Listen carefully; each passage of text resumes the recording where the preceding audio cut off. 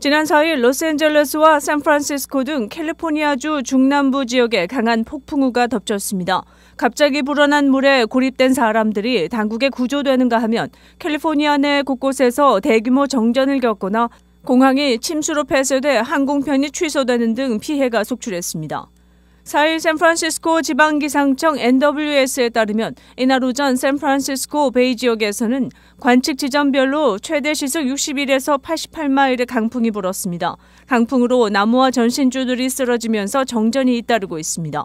미국의 정전 현황 집계 사이트 파워 아우티지에 따르면 이날 오후 8시 56분 기준으로 샌프란시스코 베이 남부 지역인 산타클라라 13만 2천 가구를 비롯해 주내 약 85만 6천 가구에 전기가 끊긴 상태입니다. 산타바바라 공항은 웹사이트에 게재한 공지에서 이착륙장 침수로 4일 저녁 공항을 일시적으로 닫는다고 밝혔습니다. 상용기 이착륙은 전면 취소됐습니다. 샌프란시스코 국제공항에서는 이날 오후 2시 30분까지 출발편 155편이 지연되고 69편은 취소됐다고 AP통신이 플라이트 어웨어를 이용해 전했습니다. 롱비치 해안에서는 보트 돛대가 강풍에 부러져 배에 있던 11명이 현지 소방당국에 다른 8명은 다른 배에 의해 구조됐습니다. 세너제이에서는 소방관들이 물살을 헤치고 고립된 사람 6명과 개 12마리를 구조했다고 CNN 방송인 전했습니다. 몬테레이, 산타바바라, 벤투라, 로스앤젤레스 카운티 산간 계곡지대에는 대피 명령 및 경보가 내려졌습니다. 몬테레이의 페블비치 골프 링크스에서 열리고 있는 AT&T 페블비치 프로암 대회는 최종 라운드가 5일로 하루 연기됐습니다. 페블비치에서는 이날 오전 시속 65마일의 강풍이 불었습니다. 게빈 뉴섬 캘리포니아 주지사는 이날 로스앤젤레스, 오렌지, 리버사이드, 샌디에이고, 샌버나디노 카운티 등의 비상사태를 선포했습니다. NWS는 이날 오전 단기 예보에서 4일과 5일 캘리포니아 중남부에 걸쳐 생명을 위협하는 홍수가 발생할 가능성이 있다고 경고했습니다. 오는 4월부터 캘리포니아주 주요 패스트푸드 체인 종업원의 최저시급이 $20로 오르면서 대형 외식업체 체인들이 가격 인상을 예고하고 있다고 월스트리트저널이 4일 보도했습니다.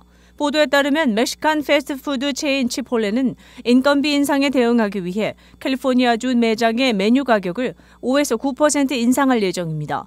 물가 상승 등에 대응해 지난 2년간 메뉴 가격을 4차례 인상한 데 이어 인건비 상승 대응 명목으로 추가 가격 인상을 예고한 것입니다.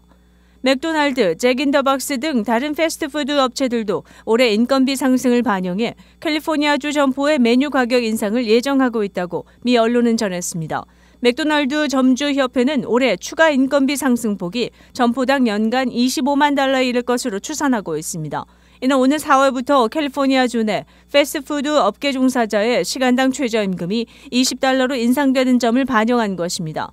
패스트푸드 업계가 이 법안 통과에 강하게 반발하자 노동조합, 사용자단체, 주정부는 2024년 4월 이후 시간당 최저임금을 $20로 정하고 2025년부터 최저임금 연간 인상폭을 제한하는 내용의 타협안을 도출한 바 있습니다. 주류 경제학자들은 최저임금 인상이 저소득층의 고용 감소로 이어지고 경제적 비효율을 초래한다는 이유로 최저임금 도입 또는 인상을 반대해왔습니다. 연방의회 예산처는 2021년 보고서에서 연방 최저임금을 시간당 $15로 인상하면 수십만 명이 빈곤에서 벗어나는 데 도움을 줄 수 있지만 그와 동시에 물가 상승과 성장률 둔화, 140만 개에 달하는 일자리 감소를 가져올 수 있다고 지적했습니다. 정치인과 고위관리, 방산업체 간부 등을 대상으로 고급 성매매 조직을 운영해오다 지난해 11월 체포된 한인일당 3명이 연방 대배심에 기소됐습니다. 지난 2일 연방법무부는 캘리포니아주 토렌스에 거주하는 제임스 이 씨와 매사추세츠주 캠브리지 거주 이하나 씨, 대덤 거주 이준명 씨 등 3명이 연방 대배심에 의해 기소됐다고 발표했습니다. 이들은 보스턴과 버지니아, LA 등 최소 8곳에서 고급 매춘업소를 운영하면서 한인을 비롯한 아시아계 매춘 여성들에게 성매매를 강요, 설득, 유인한 혐의와 매춘을 위해 주간여행을 강요한 혐의, 수익금을 돈 세탁한 혐의로 기소된 바 있습니다. 11월 대선에서 재선을 노리는 조 바이든 대통령이 지난 3일 사우스캐롤라이나주에서 진행된 첫 민주당 대선 후보 경선에서 압승했습니다. 공화당 소속인 도널드 트럼프 전 대통령에 이어 민주당의 바이든 대통령도 대선 후보 경선에서 사실상 후보직을 확정하는 수순에 들어가면서 올해 대선은 바이든 대통령과 트럼프 전 대통령 간 본선 대결로 급속하게 재편되고 있습니다. 바이든 대통령은 사우스캐롤라이나 민주당 프라이머리 결과 이날 현지 시간 밤 11시 기준으로 개표가 99% 진행된 가운데 96.2%를 득표했습니다. 다른 후보인 작가 메리앤 윌리엄슨 후보와 민주당 딘 필립스 하원 의원은 각각 2.1%, 1.7%를 넣었는데 그쳤습니다. 바이든 대통령의 이날 득표율은 지난달 23일 뉴햄셔주에서 진행된 비공식 민주당 프라이머리에서 받은 득표율보다 월등하게 높은 것입니다.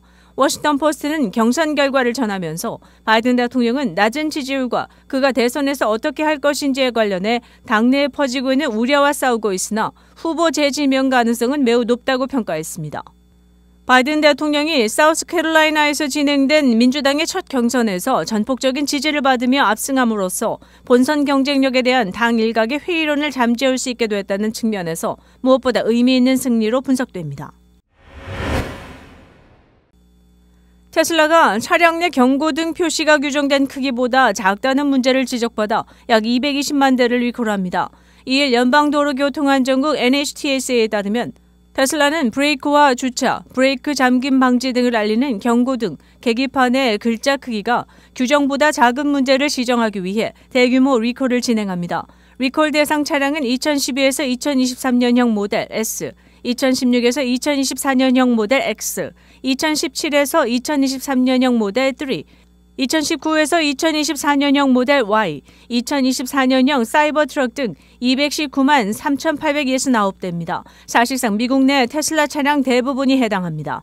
당국은 작은 글씨로 표시되는 경고등이 계기판에 중요한 안전 정보를 읽기 어렵게 만들어 충돌 위험을 높일 수 있다고 경고했습니다. 테슬라는 이에 대한 시정 조치로 소프트웨어 업데이트를 무상으로 제공하기 시작했습니다. 이에 더해 NHTSA는 테슬라 모델 3와 모델 Y에서 조향 제어 상실, 즉 로스 오브 스티어링 컨트롤 문제를 지적하는 차주들의 신고를 접수해 예비 평가를 개시했다고 전날 밝혔습니다. 페이스북 모회사 메타 플랫폼의 주가가 2일 급등하면서 마크 저커버그 최고 경영자의 자산도 눈덩이처럼 불어났습니다. 이날 뉴욕 증시에서 메타 주가는 전날보다 20.32% 오른 474달러 99센트에 마감했습니다. 역대 최고치입니다. 시가총액도 하루 새 2천억 달러가 불어나며 1조 2,210억 달러를 기록했습니다. 이날 주가 급등은 전날 발표한 실적 등에 따른 것입니다. 전날 실적 발표 후 시간 후의 거래에서 주가가 약 15% 급증했는데 이날 정규장에서는 이보다 더 올랐습니다. 전날 발표한 메타의 지난 4분기 매출은 1년 전보다 25% 올랐고 총이익은 전년 같은 기간 대비 3배 이상 뛰었습니다. 특히 사상 처음 배당을 실시한다고 밝혀 향후 실적에 대한 자신감도 내비쳤습니다. 배당금은 주당 50센트였습니다. 주요 기업 가운데 배당을 하는 곳은 애플과 마이크로소프트, 오라클 등에 불과합니다. 아마존과 구글 모회사 알파벳도 배당은 하지 않습니다. 또 500억 달러 규모의 자사주 매입 계획도 밝혀 주가 상승을 도왔습니다. 이날 주가 급등으로 마크 저커버그 최고 경영자의 자산도 불어났습니다. 블룸버그 억만장자 지수에 따르면 저커버그의 전날까지 자산 가치는 1,420억 달러였습니다. 이날 20%가 넘는 주가 상승으로 자산 가치는 하루 새 약 280억 달러가 늘어나며 1,700억 달러로 급등했습니다. 이에 MS 창업자 빌 게이츠를 제치고 세계 네 번째 억만장자의 이름을 올렸습니다.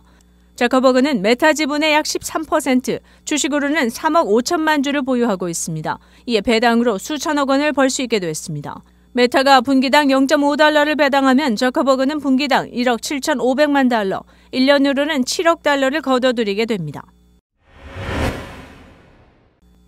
인파가 몰리는 지하철역의 경비를 로봇 경찰에 맡겨보겠다는 뉴욕 경찰 NYPD의 실험이 4개월여 만에 실패로 종료됐습니다. 뉴욕타임스는 2일 NYPD가 미국의 로봇 제작업체 나이트스코프사가 제작한 경찰 로봇 K5의 시험 운용을 중단했다고 보도했습니다. SF 영화 스타워즈에 등장하는 R2-D2를 닮은 K5는 지난해 9월 뉴욕 지하철역에 배치됐습니다. 인간의 조종 없이 스스로 판단해 작동할 수 있지만 경관 1명과 조를 이뤄 배치됐습니다.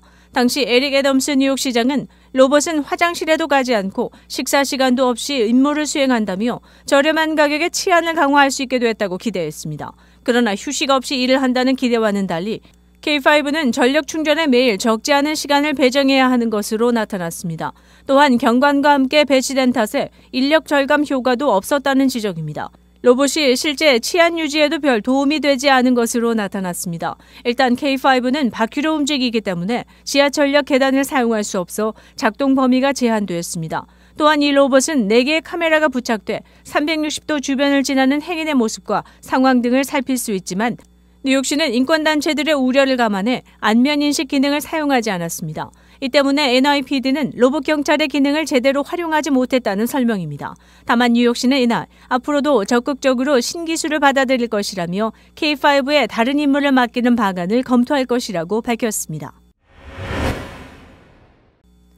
한국계 정치인 최초로 미국 연방 상원의원 자리에 도전하고 있는 앤디 김 연방 하원 의원이 당내에서 거센 추격을 받는 것으로 나타났습니다.